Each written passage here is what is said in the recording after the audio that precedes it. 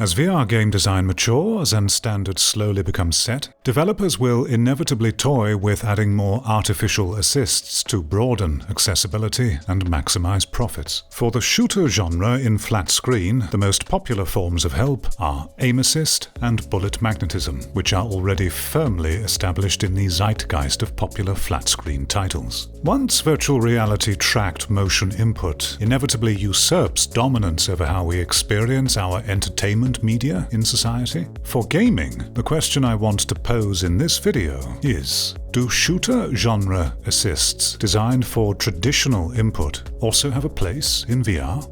Before giving my opinion, I feel it necessary to ensure we're all on the same page. So I'm first going to talk about why developers made these features, and then mention the unique solutions VR shooters currently have, and finally, I'll clarify what aim assist and bullet magnetism mean and do. If you already confidently know these things, then skip to this timecode for my overall opinion. So to understand why these things exist, we need to consider the underlying motivations which spawn them.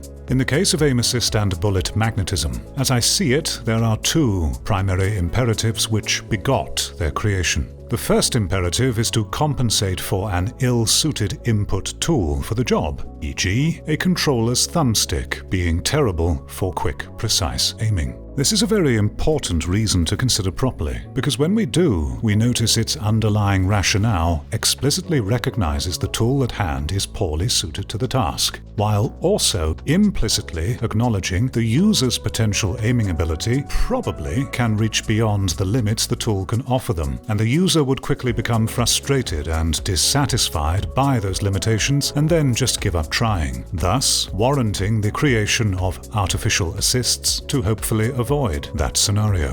The second imperative is enabling the player to get more immediate fun and gratification from the moment they start participating, to make them feel effectual and have their actions be closer in line with what they intend. And remember, these assists were designed with the absolute limitations of the known input hardware in mind. Now let's take those two imperatives and apply them when thinking about whether we would want to add aim assist and bullet magnetism with VR motion input. We can comfortably eliminate the first imperative. Never have we had such potential precision and freedom in harmony with our whole body's biomechanics before, thanks to great motion tracking technology. It isn't without its own set of unique challenges and needed assists in some cases with the current tech, but we can say confidently that this tool is very well suited to accurately realize our intent for precise hand movements and positioning, and should only get better alongside the hardware, with no obvious hard limit at the moment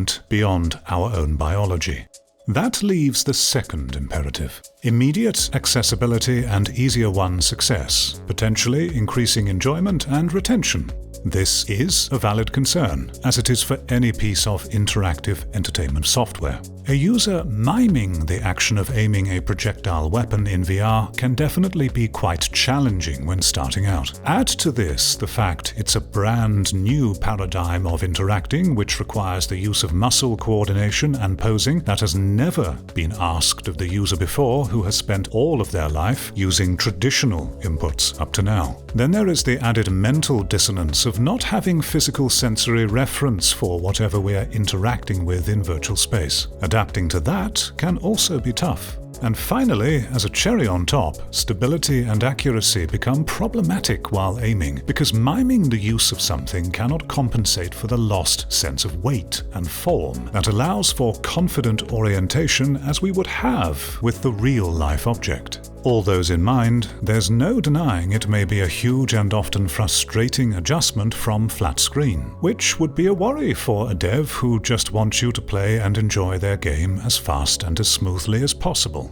But despite all these hurdles, and while lacking much sensory feedback we normally have in real life, a player can still reasonably adapt and develop precise muscle memory and discipline with VR motion control. After pushing through the initial discomfort of such a huge change, it is very possible and common for a user to see fantastic results that engages and excites significantly more because we are using our body naturally and harmoniously for input, compared to being hunched and locked in the same static pose for multiple hours, as we are with traditional inputs, something science and general common sense already know is not healthy and can be quite damaging for our bodies. Though, in the interest of fairness, I'll play devil's advocate and acknowledge we've yet to find out if excessive VR usage can have long-term consequences on our visual health. You and I are the first lab rats to help determine that for the future, I suppose. So I think the second impetus of adding such artificial assists for faster gratification, while always being a valid concern, holds much less weight with VR. Diluting its natural motion input in pursuit of accessibility and broad appeal will require us to profoundly disengage with what's exciting about the technology. At that point, we may as well return to light guns and Nintendo Wii IR aiming. Virtual reality software has developed its own unique forms of assists for when we aim and shoot. Hand motion smoothing is one, virtual stock is another. Physical, real-life stocks are also popular amongst users, but those are beyond the scope of this video. I want to focus on the native software solutions integrated as part of the core experience by developers, not accounting for external peripherals. So what do? Hand motion smoothing tries to filter out micro-jitters and tremors from our hands which the very sensitive and accurate motion tracking picks up. These constant jitters generally aren't realistic and make all held objects, no matter their weight or size, appear weightless in the hand, and it also makes stable aiming more difficult. Issues can arise when this feature is over or under-tuned, and the solution for this is always to give the player control of it being on or off, and more crucially, how aggressive the smoothing is. Hand motion smoothing is not only applicable to shooters, and has applications for all VR interactions, such as to simulate weight and inertia, or just general stability. Virtual stock is more murky and is implemented differently per game. The idea of it is to stabilize aiming with two-handed guns in a reasonable and hopefully realistic way. But virtual stock becomes questionable with how much of an assist it offers, differing massively in efficacy depending on how it's implemented. As I've observed, it works like this. While active, the game detects when you're using a two-handed gun, then locks your trigger hand movement from pitching or yawing the weapon, preventing the barrel from drifting. Any controller movement on the trigger hand instead will slide the weapon across a vertical and horizontal plane, while the barrel of the gun always remains pointing where your forearm is, and only allows forearm movement to influence pitch and yaw. How much the gun is restricted and stabilized is at the developer's behest, and is up for debate whether some forms enter into the realm of being so helpful that its use is near mandatory to be competitive in multiplayer. I personally think it is near mandatory in some multiplayer shooters. The implementation in Contractors is probably the most extreme example of it assisting you that I've experienced so far, restricting your motion inputs and stabilizing so much that if you don't use it, you're typically at a major disadvantage versus someone who is. Pavlov is similar, though its method feels slightly less aggressive, while the application used in Ghosts of Tabor and Veil are much more subtle and still allow for dynamic free posing because the V-stock will only activate when holding the gun in a small area near your viewpoint's shoulder, deactivating itself when the dominant hand moves too far away. A much more reasonable and fair method that, very importantly, maintains the integrity and dynamic freedom of motion input. Now we understand the current VR-only artificial support in shooters, I'll briefly explain aim assist and bullet magnetism. Aim assist is exactly what the wording implies, an automation that assists you in being able to acquire and hold your aim on target. It comes in a few known forms, the most common being on controllers where panning your camera near a target will reduce your sensitivity. Another common use is snapping or locking your aim onto a nearby target, and another is a form of soft tracking, which has the camera briefly follow the target as they pass over the center of your view.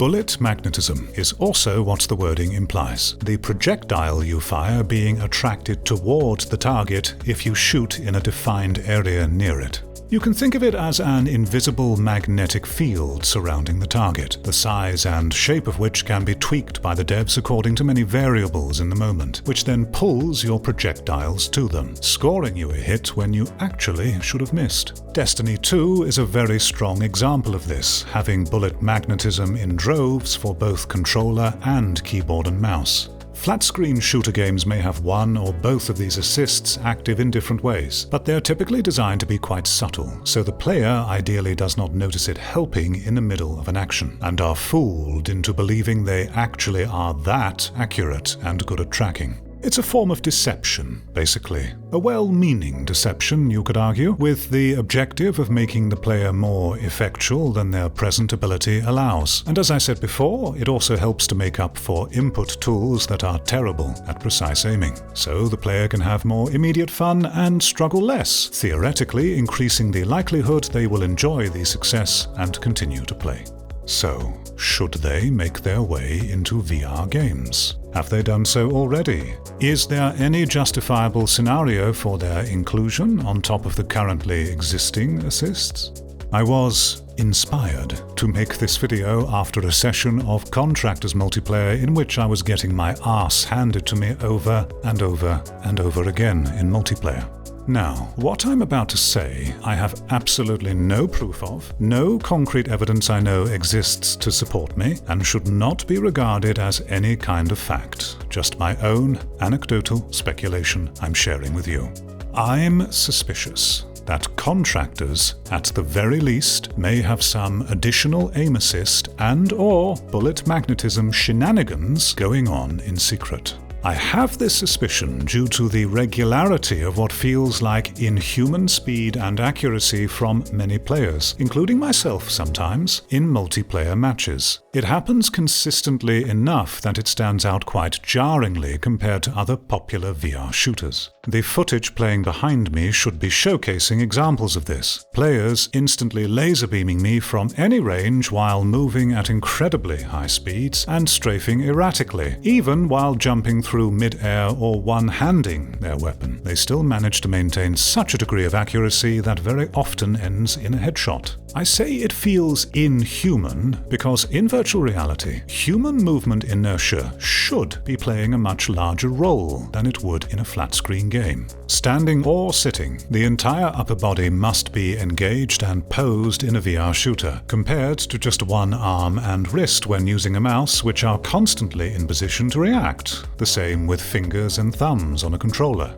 VR requires a lot more total muscular activation and coordination needed to acquire a target. Much more natural inertia involved, similar to real life, you would assume. But yet, you'd be forgiven for thinking many players in Contractors are on keyboard and mouse based upon how many of them behave and perform, seemingly ignoring the VR element altogether. There are many good players, of course. They pre-aim common locations and have a lot of familiarity with other mechanics they can exploit, which brings them to a higher level of performance. I'm not ignoring that. And yes, I'm also aware of the influence networking has on what we perceive happening on screen. And then there are physical stocks, etc. But I'm an old veteran of many multiplayer shooters on many platforms. And the consistency in which you can be instantly gunned down, no matter the distance or speed the opponent is moving, without any feeling of a human-like exchange in the encounter, no back and forth, leads me to question if there may be things at play beyond the virtual stock which are negating typical human margin of error factors. And my best guess, before anything more sinister, is bullet magnetism and/or aim assist in some form kicking in subtly when firing full auto while virtual stock is on. Remember, this is all my speculation from many years of experience playing and observing many multiplayer shooters under all kinds of conditions. I have no definitive proof for what I say, and I'm prepared to be completely wrong or admit that I'm out of touch with today's skill level if the devs were to refute me, though until then I would still posture there is something abnormal at play. How I've talked about contractors maybe using the flat screen assists should make it easy to guess my feelings on whether they have a place in VR. No, I don't believe they do. As the relationship between user action and game avatar action is nearer one-to-one than it ever has been before, it makes less and less sense to artificially compensate for or subtract out the very natural balancing consequences of needing to use our bodies. We get away with this on flat screen because controller and keyboard and mouse already create a huge disparity of abstraction between us and our in-game avatar. Implementing automations and assists designed for the player psychology and input for flat screen, like aim assist and magnetism were, would uniquely undermine and outright negate the purpose of full motion input. It would drag virtual reality further away from its main innovation and attraction, back toward the same tired design paradigms and player behavior we expect to avoid in VR. Having such a liberating new form of input freedom, we naturally expect a new form of play using it. One thing always leads to another. Flat screen design choices in a virtual reality title will just lead to more flat screen mechanics following them. Mechanics which make sense for each other and have had decades of reinforcement with a whole industry built around them. Keep applying these in VR, and before you know it, the potential of 6 degrees of freedom motion input in a stereoscopic world gets reduced down to nothing more than a Nintendo Wii laser pointer with extra steps.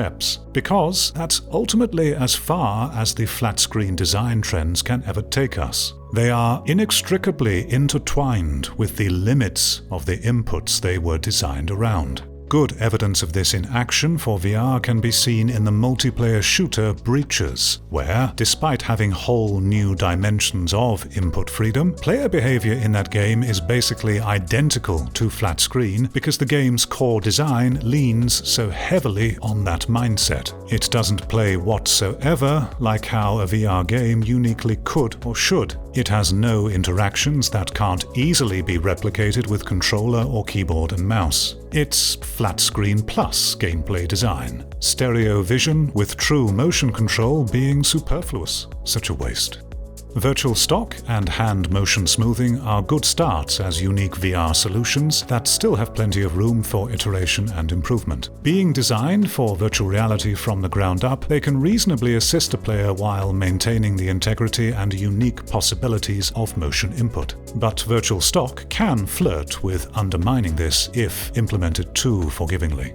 Ghosts of Tabor and Veil's methods of only assisting in a limited area is the standard that should continue to be upheld and iterated on, in my opinion. VR firefights have the potential to play out in a completely different way from anything else we've had before. A far superior, engaging, and immersive way that unifies player and avatar, but sadly is something we've yet to see ever realized. Aggressively locking away and designing out the point of one-to-one motion controls will just keep holding VR software innovations back, as would robbing the player's agency for natural ability development, and worse yet, trick them into a false sense of skill by using artificial assists on a medium which has no need for it.